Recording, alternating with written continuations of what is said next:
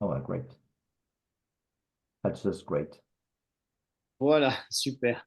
Bon, et ben, bonsoir à toutes et à tous. Donc aujourd'hui, on a la chance d'avoir le collectif Canopilo, les Canopilotes, pour découvrir le projet Canopilo, premier projet d'habitat participatif au Mans. Donc voilà, ben, si vous êtes là, c'est que ce projet peut vous intéresser de près ou de loin. Voilà, si vous avez envie d'habiter autrement, si vous avez envie de faire évoluer votre mode d'habitat, ben, ce projet peut être chouette pour vous. Je vais laisser Stéphane se présenter et puis nous présenter un petit peu bah, le collectif dans un premier temps. Et puis voilà, voilà. Donc en principe, dans 40 minutes, vous saurez tout sur le projet. Voilà, c'est ça l'idée. Ouais, tout. Alors, je vais commencer par présenter l'association Canopilo. Donc, Canopilo, c'est une association collégiale. Donc, ce qui signifie, contrairement à d'autres associations plus classiques, qu'il n'y a pas de chef, puisque une personne égale une voix. Il n'y a pas de président, de trésorier. L'organisation se fait plus par rapport, au travers de commissions. Donc, le Canopilo, c'est une association d'habitat participatif. Donc, c'est une association qui porte pour le moment le projet, qui est un projet qui est composé de deux parties fonctionnant en parallèle, donc deux sous-projets en quelque sorte. Et le premier, c'est la partie immobilière, parce que l'objectif, c'est quand même de construire un habitat. Donc, c'est un projet séquentiel, à l'identique d'un autre projet immobilier, quel qu'il soit, hein, on part de la phase de conception jusqu'à la livraison, jusqu'à la remise des clés, en passant par la conception, par le cahier des charges. Donc ça, c'est plutôt classique, séquentiel. Et en parallèle, il y a le projet du groupe. Donc le projet du groupe qui consiste à construire un groupe, donc le monter, ensuite le structurer, donc le structurer à travers une organisation, à travers des outillages, à travers des méthodes. Ensuite, décider. Alors ça, c'est important qu'on décide. Bah, comme je disais, une personne égale une voix, donc le consentement, on en parlera peut-être plus tard. Et il faut également entretenir le groupe. Alors ça, c'est la vie de groupe, c'est alimenter, hein, pour que on puisse évoluer, grandir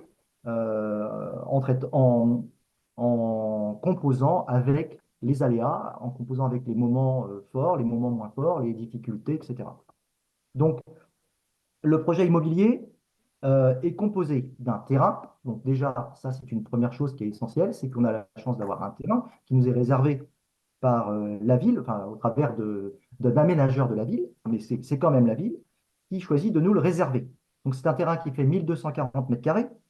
Sur ce terrain de 1240 mètres carrés, nous allons mettre un collectif compact de 12 logements, à peu près, hein, entre 10 et 13 logements, ce qui était indiqué dans le document que vous avez dû voir. Donc, un collectif de 12 logements privatifs et des communs. Donc, les communs, pour prendre un exemple, c'est une buanderie. Par exemple, c'est un élément des communs. Donc, il y a la salle commune, buanderie, atelier. Donc, tous les éléments, enfin, tous les espaces et les, le- et les constructions qu'on met en commun, qu'on partage. Voilà, basé sur le partage. Alors, qui compose le groupe Alors, le groupe, c'est un groupe de compétences. On appelle plutôt comme ça qu'un groupe de personnes. C'est un groupe de personnes, bien sûr, mais c'est un groupe de compétences. C'est important de dire ça parce que euh, ça va permettre de faire vivre et d'alimenter aussi la vie commune et les partages. Donc, je commence par Catherine, qui est une experte en zéro déchet. Rien ne se perd, tout se transforme. Alors, c'est un petit peu l'interprétation pour vous montrer, je dirais, le trait de caractère qu'on a repéré chez les gens. Donc, et c'est la personne, l'hôtesse d'accueil, je l'appelle, puisque c'est elle qui reçoit la plupart du temps les personnes intéressées. Donc, elle fait partie de la commission accueil et finances. Ensuite, Gilles, son mari, qui lui est en compétence, c'est l'organisateur de randonnée. Il est référent de bricolage et des matériaux. Et lui fait partie de la commission accueil, immobilière et juridique. Ensuite, Hélène. Hélène, alors elle a beaucoup de compétences en médiation. Elle aime bien que ça se passe bien entre les gens et elle est à l'aise avec les chiffres. Alors, elle fait partie, bah, pas étonnant, la commission finance et la commission communication. Ensuite, Marivonne, la petite dernière arrivée, mais pas dans le groupe, hein, la dernière ce soir. Elle connaît bien les plantes sauvages et elle sait comment les cuisiner. Donc, elle fait partie de la commission accueil avec Catherine et elle fait partie de la commission immobilière et juridique. Ensuite, Anne-Marie, elle, c'est vraiment la petite dernière arrivée dans le groupe. Elle est spécialiste de la dentelle au fuseau et elle fait de la plongée. Et aussi, elle a un carnet d'adresses bien fourni, qui est bien utile, surtout en ce moment.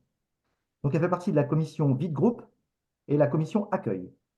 Sybille, qui est à côté de moi, qui est experte en Canvas. Alors, Canvas, c'est un outil qui permet de faire des beaux dessins, de faire des belles présentations et qui nécessite également de préparer une petite formation pour tout le monde, que c'est pas facile. Elle est experte en Canvas et en punchline. Donc, elle aime bien les slogans, les phrases fortes. Elle fait partie de la commission communication et vie de groupe. Fabienne, qui est absente ce soir, mais qui est de tout cœur avec nous. Elle a dû s'absenter, elle n'a pas pu venir. Elle a des compétences en ciment de groupe, un ciment qui est composé d'une dose de transparence, d'une dose de pragmatisme et une dose thérapeutique de chocolat noir, spécialement du poulain, mais on n'a pas le droit de faire de pub. Et enfin, Stéphane, bah, c'est moi. Je suis le gars de l'informatique en vélo. C'est pas facile de faire de l'informatique en vélo, mais on essaye de faire ça. Acrobate, quoi, à l'occasion. Et je fais partie de la commission communication, la commission immobilière et juridique. Voilà la présentation des copilotes, des pilotes. Je vais pouvoir enchaîner maintenant sur l'habitat participatif. Alors, l'habitat participatif et ensuite présenter les avantages de ce type d'habitat. L'habitat participatif, selon la définition de Habitat Participatif France, qui est un organisme fédérateur dans lequel, enfin, auprès duquel la plupart, parce que pas tous les habitats participatifs sont inscrits, donc ça représente quand même bien l'ensemble des acteurs. Donc pour l'habitat Habitat Participatif France, il s'agit de concevoir, de créer, de gérer collectivement un habitat. Donc, c'est un peu ce que je disais au départ. Mais c'est habiter autrement en choisissant son mode de voisinage sur des valeurs communes. Alors, le mode de voisinage, c'est différent du mode enfin, le fait de choisir son mode de voisinage est différent de choisir ses voisins. Parce que le mode de voisinage, c'est plutôt de partager des valeurs, de partager des points de vue. Et ça n'a rien à voir avec la personne, enfin, ça a à voir avec la personne, bien sûr, mais ça n'a pas à voir avec des aspects classiques qu'on pourrait avoir a priori lorsqu'on rencontre quelqu'un, quoi. C'est quand même un peu plus profond, c'est partager ses valeurs communes. Donc, dans l'habitat participatif, chacun a son logement, c'est très important. Il ne s'agit pas de faire de la coloc, chacun a son logement privatif et il a un accès au commun. Donc, le curseur va permettre de caractériser un habitat participatif par rapport à un autre, puisque nous, par exemple, chez Canopilo, nous avons choisi de positionner le curseur davantage vers les communs plutôt que vers la partie privative. C'est-à-dire qu'on a décidé d'optimiser les logements qui sont certes un peu plus petits que ne le serait le logement habituel, mais c'est au profit des espaces de vie partagés.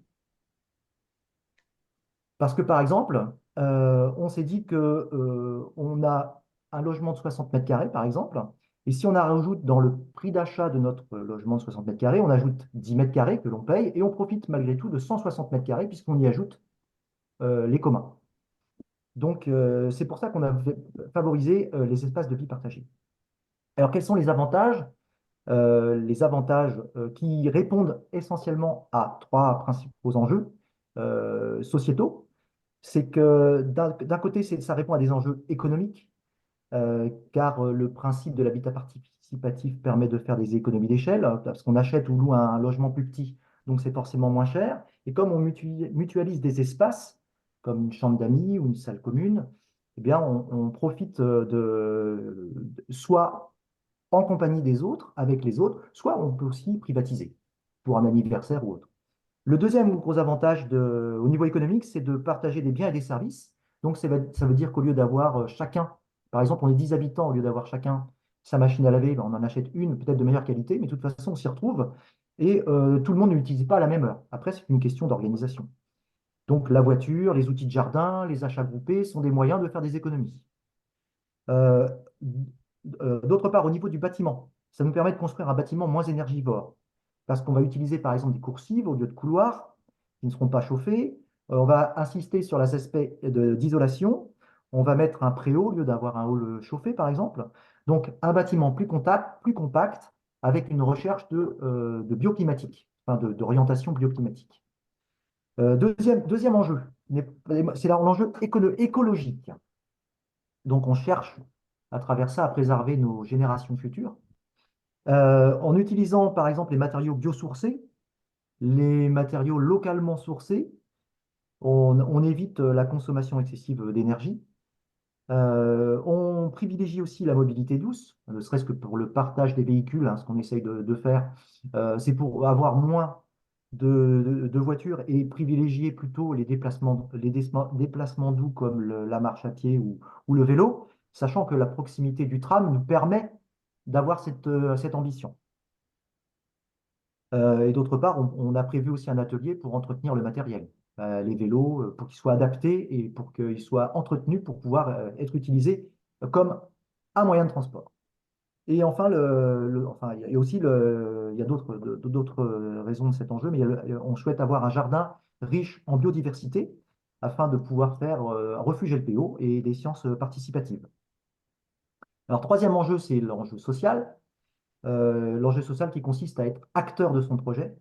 Donc, l'ambition et l'objectif, c'est comme je disais, de choisir son mode de voisinage, donc qui est basé sur les valeurs, mais qui est basé sur l'entraide, bon, à travers nos valeurs qu'on va voir tout à l'heure, qui est basé sur la confiance que l'on fait au collectif, qui est basé sur le partage des savoir-faire et des connaissances, et qui permet également d'apporter une réponse aux problèmes d'isolement, de solitude.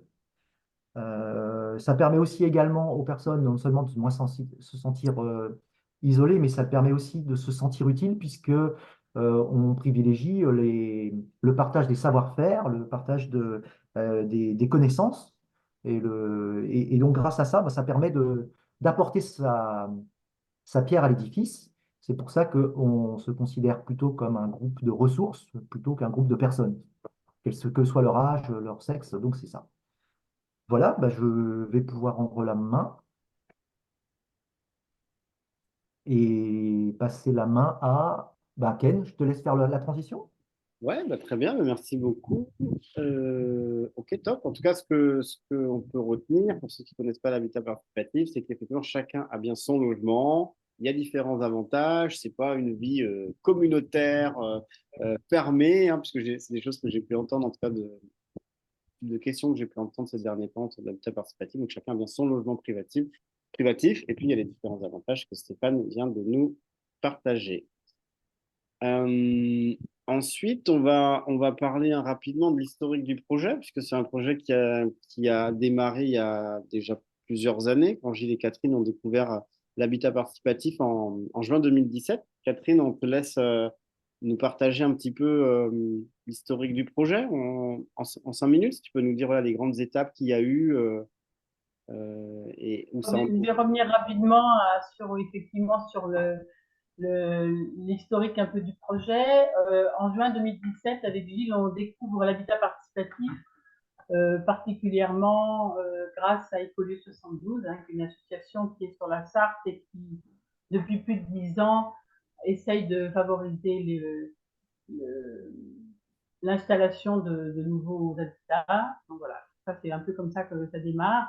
Après, en 2018, ben, on rencontre Ken, qui rencontre encore ce soir avec nous. Et à partir de ça, on commence à avoir envie de trouver un lieu pour réaliser un projet. Et c'est comme ça que est créée l'association Ensemble Autrement, C'était pas une association, on était rattaché à l'association Oasis Harmonie, mais c'était le projet en tout cas Ensemble Autrement. On commence en 2018. Alors voilà, après avoir trouvé des lieux différents qui étaient dans différents endroits de la ville, en 2020, après on rencontre un autre groupe qui avait un projet aussi dans le même périmètre, et c'est là qu'on découvre ce terrain dans le quartier université, donc le terrain de Canopée, du coup, c'est à la suite de ça qu'on a décidé d'appeler ce projet le Canopilo, qui était l'îlot de Canopée. Et en juin 2021, on crée donc l'association Canopilo, l'association collégiale. Après, donc, avec certaines personnes qui ne sont plus là en ce moment, qui nous ont quittés depuis, parce que, voilà, pour des raisons sans doute qu'on ne devait pas avoir un projet à faire avec ces personnes-là. Et en fait, après, on arrive en 2022 ou 2022, on était 3 couples engagés. Et là, on débute parce que justement, après avoir eu des difficultés au niveau de la constitution du groupe, dont nous a parlé tout à l'heure Stéphane, et ça, c'est vraiment un sujet très important dans ce genre d'habitat. Du coup, on a souhaité redémarrer à la base, justement, avec un accompagnement pour structurer un groupe. Et donc, on a fait appel à l'éco-habitant, et c'est Florence Rousseau qui nous a permis d'avancer sur ce sujet. Cet accompagnement s'est déroulé depuis le mois d'août 2022 jusqu'à juillet 2023. Et à la suite de ça, ça nous a permis a été rédigée une charte de coopération, qui est une charte qui nous permet de mettre à la fois nos valeurs, à la fois la façon de rentrer et de sortir, enfin bon, le fonctionnement. C'est donc une charte assez importante, enfin même très importante, et surtout très complète, et qu'on partage après avec les personnes qui souhaitent nous rejoindre pour voir si ça peut correspondre à leurs attentes. Ensuite, donc ça, c'est ce qu'on a fait jusqu'en juillet 2023. Après, l'année 2023 a été particulièrement riche parce que à partir dans les 6 premiers mois de l'année, on a recruté plusieurs personnes qui sont maintenant toujours avec nous et toujours engagées, qui sont là ce soir. Donc, ça a vraiment été un temps assez fort.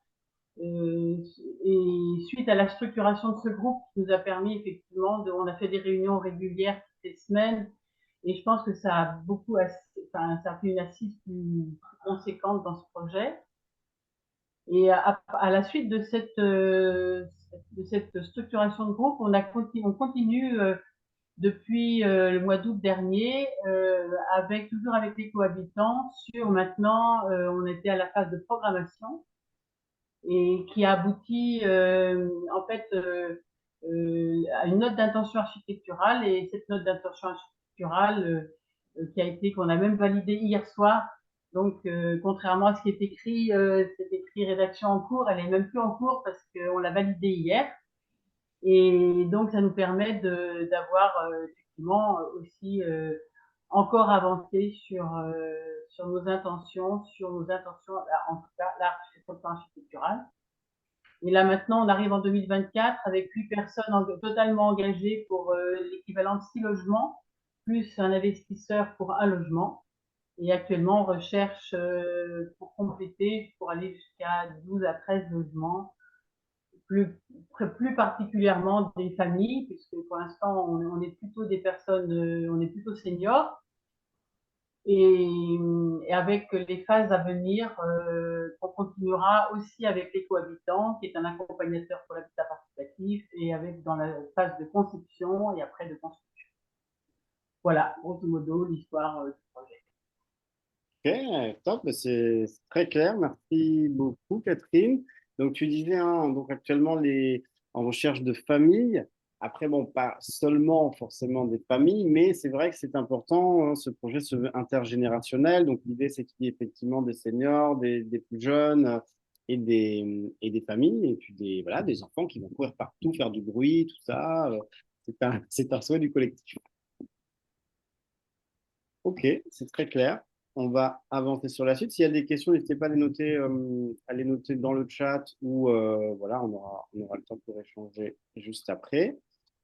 Euh, Gilles va nous parler un petit peu maintenant de la ville du Mans, parce que cette présentation, hein, là, les personnes qui sont ici, vous connaissez le Mans. En tout cas, je crois que chacun connaît le Mans. Il y a des personnes qui vont recevoir le replay qui ne connaissent pas le Mans. Donc, Gilles, on va te laisser nous vanter les mérites de notre jolie ville et puis voilà, nous parler un petit peu de l'implantation du terrain. Alors, notre projet se situe au Mans, dans la Sarthe, pays de la Loire.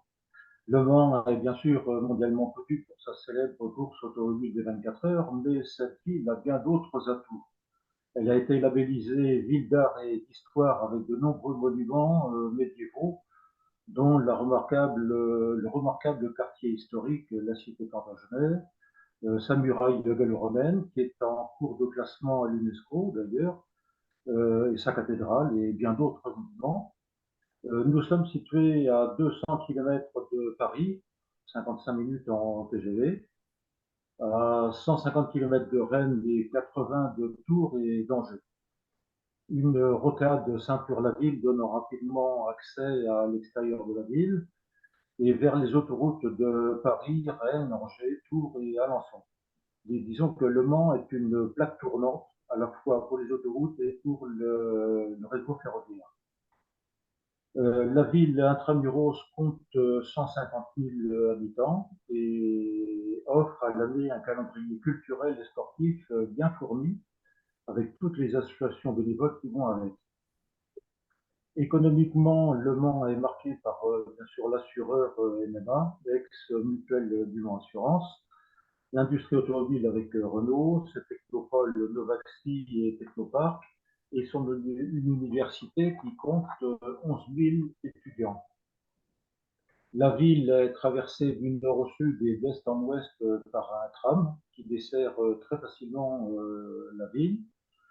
Le terrain propice à votre projet, qui nous est réservé par Cenovia, qui est l'aménageur de la ville, se situe dans le quartier ouest, université, proche de la route de Laval, et est à 7-8 minutes à pied du terminus du tram.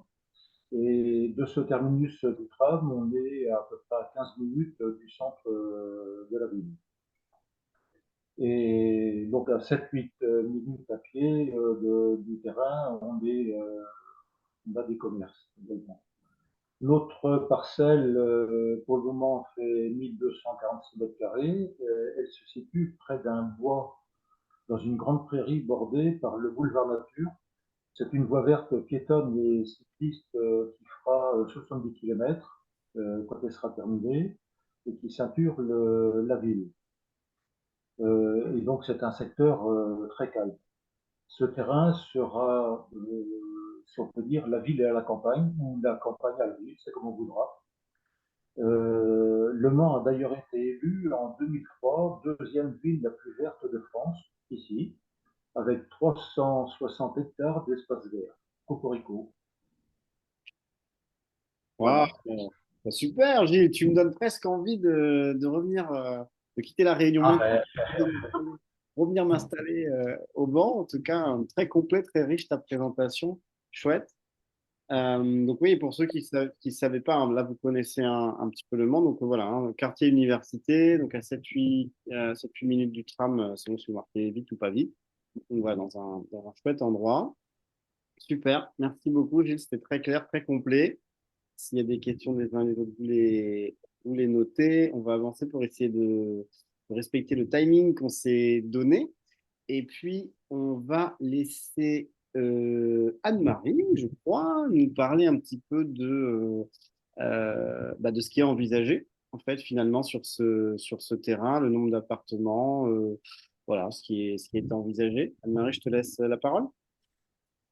Alors, en fait, ce qui est envisagé, c'est un peu dans nos rêves encore, parce qu'il y a encore, le projet architectural n'est pas encore défini, il n'y a pas d'architecte. Mais dans nos rêves, on espère un immeuble un rez-de-chaussée avec 2 étages au-dessus, qui se veut inclusif et totalement accessible aux personnes à mobilité réduite. C'est extrêmement important pour nous. Et l'ensemble des logements seront accessibles aux PMR aussi. Alors, Stéphane, dans sa présentation, nous a déjà un petit peu dit que on le veut économe en énergie et construit avec des matériaux biosourcés, idéalement, et idéalement exposés pour profiter au maximum du soleil et de pouvoir faire des économies d'énergie. Après, là, ça se discute encore, il faut voir avec l'architecte. Sur ces étages, on espère disperser 12 à 14 logements, du T2 au T5. Alors, pour le moment, il y a 2 T4, 5 T3, 4 T2 et 1 ou 2 T5, je ne sais plus. Voilà, et on espère pouvoir se déplacer dans cet immeuble par des coursives à l'extérieur, et puis évidemment escalier et ascenseur pour les personnes à mobilité réduite. Voilà ce que je peux dire pour le moment. C'est Ah, un peu dans nos rêves. super, très bien, très bien. Oui, alors pour ceux qui ne savent pas, hein, j'ai mis des petites images d'illustration, mais on ne sait pas concrètement à quoi ressemblera encore hein, le bâtiment collectif. Donc voilà, ça c'est à imaginer pour ceux qui vont rejoindre le projet. Et voilà, ce sont les prochaines étapes. Super, Anne-Marie, en tout cas, très clair, très complet. Merci beaucoup. On va avancer et on va laisser Hélène nous parler un petit peu de la vision, des valeurs et du fonctionnement du groupe. Hélène, je te laisse. Oui, donc, notre vision, notre slogan, c'est bien grandir, bien vivre, bien vieillir. Alors, bien grandir, on espère être un habitat intergénérationnel et donc accueillir de jeunes familles. Donc, dans ce cadre-là, les seniors peuvent offrir une aide à la parentalité en, en en encadrant les devoirs du soir, par exemple, en préparant à manger, occasionnellement, quand les parents sont coincés au travail, enfin, ce genre de choses. Bien vivre, eh ben, pour nous, c'est habiter dans un espace privé tout en rencontrant et partageant avec nos voisins de tous âges chaque jour, en étant un habitat ouvert sur les quartiers et la ville. Comme on l'a dit précédemment, les personnes porteuses d'un handicap sont les bienvenues. C'est d'avoir, oui, excusez-moi, je suis un peu perdue. Donc, c'est aussi bien vieillir. Et ben, bien vieillir, c'est aussi avoir des appartements adaptés. C'est aussi une aide, du coup, qui peut venir des plus jeunes ou de seniors en très bonne forme, sans substituer sans se substituer nécessairement aux aidants. Ça peut être faire des courses, amener un rendez-vous médical, partager un film ensemble, ou faire la lecture, par exemple. Quant à nos valeurs, solidarité, sobriété, respect, créativité, eh ben, elles sont dans notre fil conducteur dont certains ont déjà parlé précédemment, c'est-à-dire notre charte de coopération. Notre charte de coopération, justement, a traité de ces sujets, les mises à jour de telle façon qu'on puisse y avoir accès et s'en servir. C'est un outil, en fait, pour pouvoir bien vivre ensemble. L'un des principes de fonctionnement qui est important, c'est le fait que l'accord concernant des décisions est fait par consentement. C'est-à-dire que ce n'est pas une approbation par tous d'une décision, mais c'est le fait que personne ne s'y oppose. Voilà. Ok, super, ben, c'est très clair. En tout cas, Hélène, merci. Merci à toi. Et puis oui, chouette ce slogan qui est bien grandir, bien vivre, bien vieillir. Je pense que tout est dit là-dedans. Donc c'est top. J'avance sur la suite. Je regarde un petit peu au niveau du timing. Ouais. Donc là, bon, Anne-Marie nous a parlé du lieu, Hélène des valeurs, de la vision, et je vais laisser Sybille nous parler des espaces partagés, puisque c'est l'une des grandes particularités de l'habitat participatif, d'avoir la chance d'avoir des espaces partagés. Sybille, je te laisse la suite. Exactement. Les espaces partagés, c'est l'ADN des habitats participatifs. Et Canopilo a fait le choix de mutualiser fortement ces espaces, donc en réduisant la taille des logements privés. Donc, les espaces partagés qui ont été choisis sont les suivants.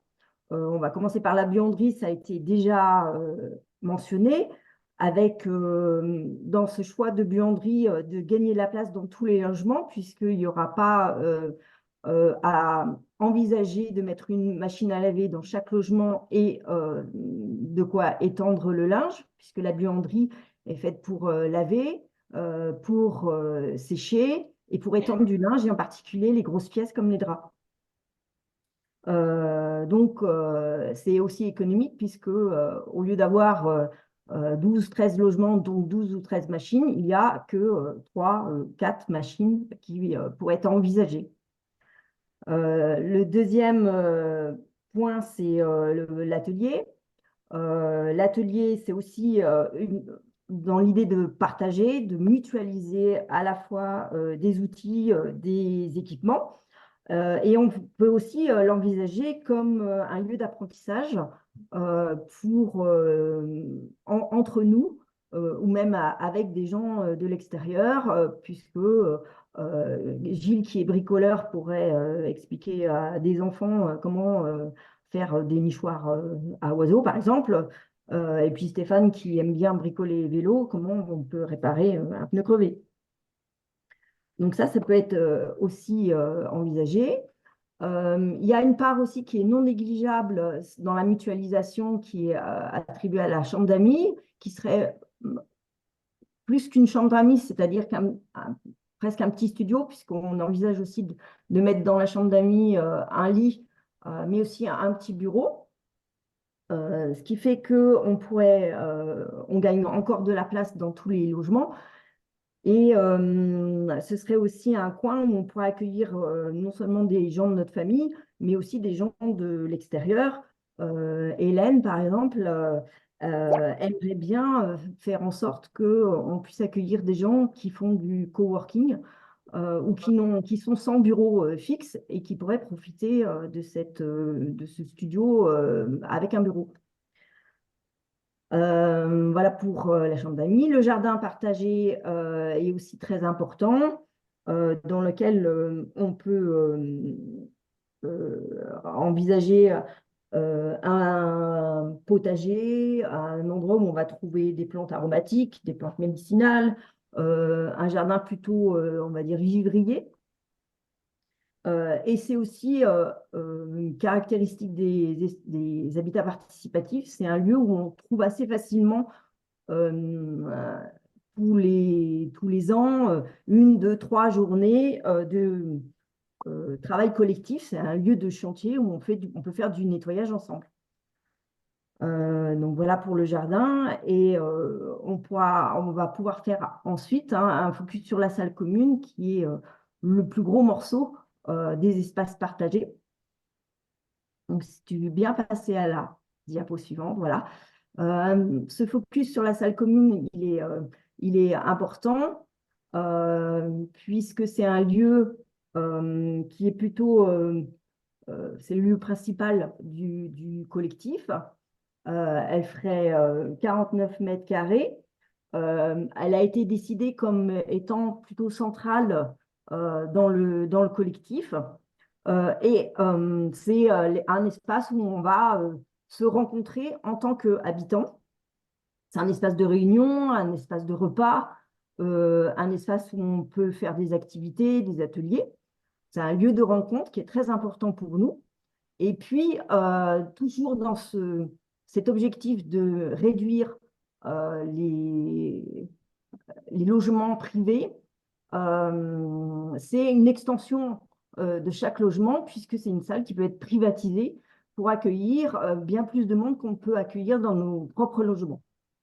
Donc, on peut la privatiser, pardon, pour faire des anniversaires, par exemple, ou des repas un peu plus gros avec sa propre famille. Elle est aussi envisagée comme un lieu euh, plutôt convivial, hein, avec des canapés, des fauteuils, une ambiance où on a envie de se retrouver. Avec, si on fait des repas, un coin cuisine qui est plutôt fonctionnel. Euh, donc voilà pour la partie privée à l'intérieur de Canopilo. Cette salle, elle peut être ouverte aux associations et au quartier, puisqu'on a souhaité aussi qu'elle soit accessible depuis à la fois notre entrée, mais aussi de l'extérieur, et dans laquelle on pourra envisager des événements qui soient à la fois privés et liés à des gens qui pourraient venir de l'extérieur. Donc, on peut imaginer plein d'événements que Marion peut-être va échanger tout à l'heure. Qu'est-ce que je voulais dire d'autre euh, sur cette salle, cette ouverture sur l'extérieur? On pourrait effectivement envisager de faire des expos, des conférences débats, puisqu'on a aussi l'ambition d'en faire une vitrine de l'habitat participatif, mais j'en parlerai tout à l'heure. Top, top, top. Merci beaucoup. Alors, on avance sur la suite. Donc, en tout cas, vous comprenez que dans cet endroit, non seulement on a un autre logement, mais on a aussi de la vie, de la convivialité. Et ça, c'est aussi ce qui fait la force de ce projet. Marivonne, je vais te laisser d'ailleurs nous parler un petit peu des événements, des activités qui sont envisagées sur ce futur lieu. Ah, tu m'entends? Alors, est-ce que je ne vois plus Marivonne? Alors, je ne vois plus Marivonne. Elle a disparu. Elle a disparu. Je ne la vois plus connectée. Je ne sais pas si quelqu'un d'autre peut prendre le relais puisque bon, hein, on est tous plus ou moins au fait, en tout cas ceux qui sont dans le groupe projet. Est-ce que quelqu'un d'autre a envie de nous partager les activités, les événements qui sont prévus, qui sont envisagés sur ce lieu? Euh, On on peut le faire à plusieurs. Je veux bien commencer, les autres complètes. Donc effectivement, c'est ouvert complètement sur l'extérieur aussi, donc sur la parcelle et sur le quartier et sur la ville. Donc effectivement, il y a le projet d'un potager qui serait géré par Canopilo, mais qui serait commun à tous les îlots de la parcelle, puisqu'il y a notre lieu où sera notre habitat participatif, mais en face, il y aura un immeuble qui n'a rien à voir avec l'habitat participatif qui existera. Et de l'autre côté, en face de cet habitat, il y a une autre parcelle où, par exemple, qui appartient à la ville et donc qui sera peut-être aménagée en maison de quartier. Donc voilà, après chacun selon ses compétences, selon ses passions. Je vois Anne-Marie qui fait de la dentelle, qui fait des tas de choses. Elle a même fait un nounours de collection, enfin des trucs comme ça. Donc c'est des ateliers qu'elle pourra animer, par exemple. Et donc chacun, Stéphane et Sybille sont des fans de vélo. Stéphane, lui, projette d'ouvrir un atelier vélo ou former les gens pour qu'ils réparent leur propre vélo.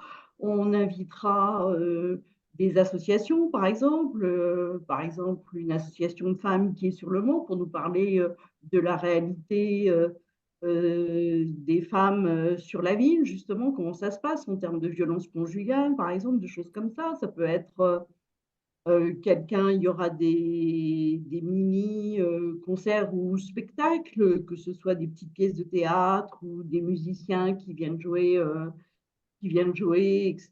Ça peut être des mini-conférences selon les gens qui sont intéressés par l'habitat participatif et qui voudront nous faire partager leur passion ou leur intérêt pour l'histoire, la géographie ou la géométrie. Je pense à Sibylle, par exemple.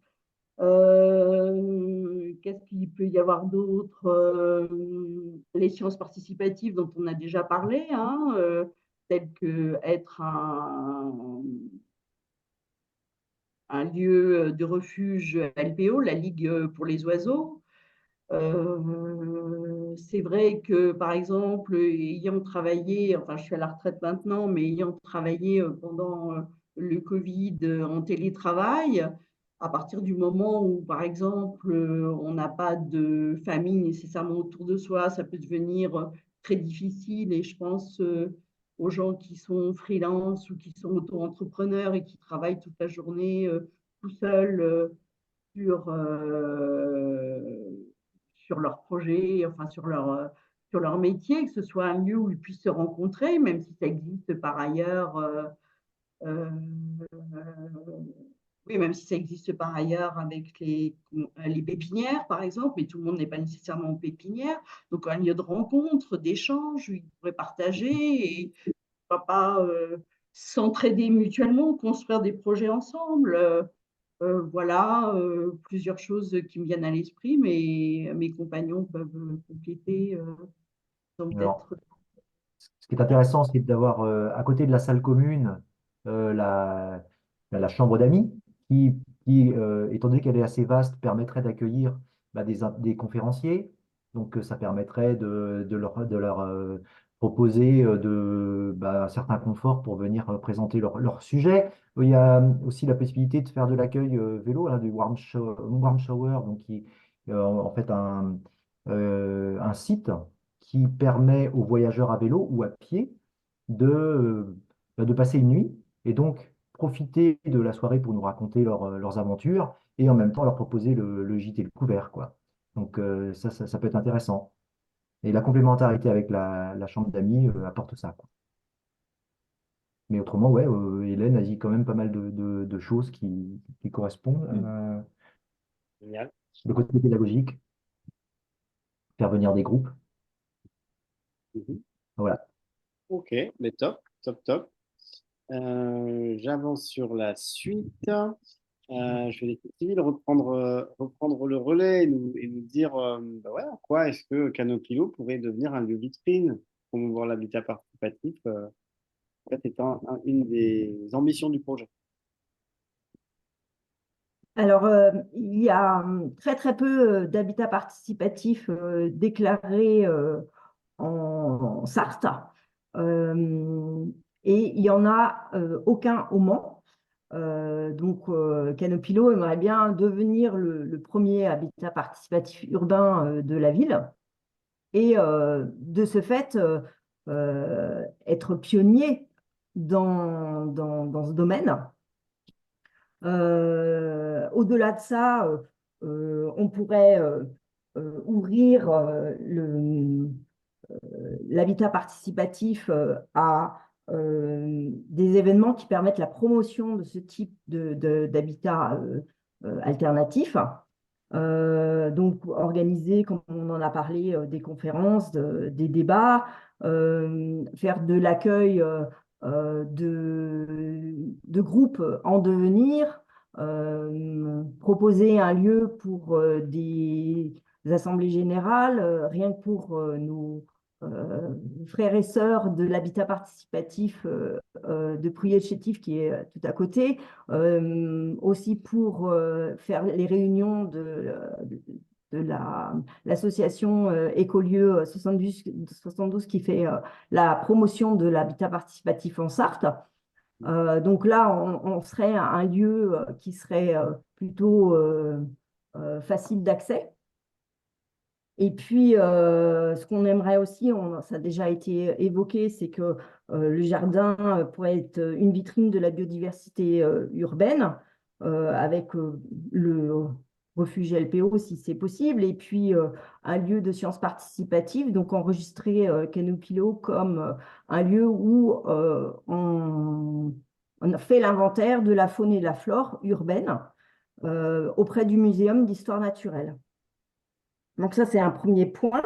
Et le deuxième point, c'est aussi engager les pilotes dans la promotion de cet habitat participatif, un peu comme on le fait aujourd'hui, faire de la pédagogie, faire de l'information, de la sensibilisation, non seulement auprès des gens qui souhaitent se renseigner sur ce type d'habitat, mais aussi auprès de groupes, des acteurs qui sont en lien avec l'habitat participatif, comme par exemple faire des témoignages dans les écoles d'architectes, des écoles de banquiers, des écoles où il y a les assureurs ou des urbanistes, par exemple.